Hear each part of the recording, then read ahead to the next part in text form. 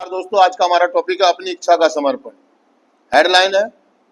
हमारे डर कम हो जाते हैं और जैसे जैसे हम समर्पण का सही मतलब समझने लगते हैं वैसे वैसे हमारी आस्था बढ़नी शुरू हो जाती है। अब हम डर, क्रोध, ग्लानि, बेचारापन या मायूसी के साथ जूझ नहीं रहे हैं। हेडलाइन है दोस्तों, आगे है दोस्तों, समर्पण जिंदगी को एक नए सिरे से शुरू करने का रास्ता है। जब मूल्यता हम स्वेच्छा से आगे बढ़ते थे तब हम लगातार अचंभित रहते थे कि क्या हम तमाम मौलिक बातों को ध्यान से ले चुके हैं या हम अपने उद्देश्यों को पाने के लिए फला फला व्यक्ति को सही दिशा में मोड़ सके हैं। क्या अपने आसपास बिखरे संसार को अपने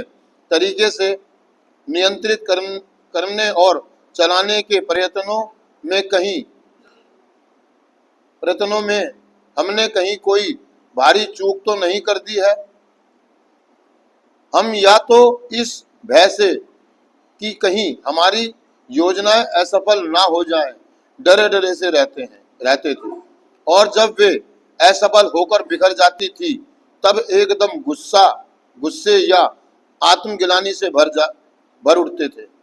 अथवा तब एक अपराध बोध से ग्रस्त हो जाते थे जब हम स्वयं ही उन्हें बंद करने लगते थे। अपनी इच्छा शक्ति के बलबूते पर जीवित रह पाना बड़ा कठिन था, पर इसके अलावा हमारे पास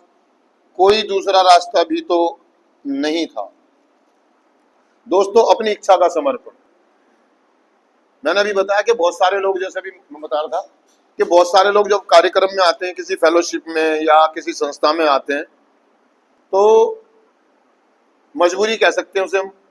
कि किसी की शादी होने वाली है या किसी की तलाक होने वाली है, किसी की जॉब जाने वाली है, किसी की नौकरी, अल्टीमेटम मिल गया उसको कि भैया या तो आप नशा छोड़ दो या ये नौकरी छोड़ दो या ये रिश्ता खत्म करो। कोर्ट के आदेश से बहुत सारे लोग आते हैं कि आपको सजा हो जाएगी, या तो आप रिहाब में जाओ और नशा मुक्त हो, नशा के लिए। तो कम 100 में से 5 लोग मान लो कि जो स्वेच्छा से आते हैं, स्वयं की इच्छा से आते हैं, तो ज्यादातर लोग तो मजबूरी में आते हैं और बस वो ये सोचते कि मेरा ये शादी बच जाए, मेरी नौकरी बच जाए, उसके बाद मैं अपने तरीके से नशा करूं।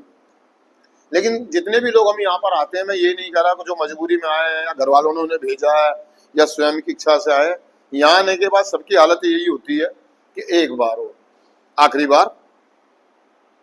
तो हम कार्यक्रम करते हैं, हमें पता लगता है कि हम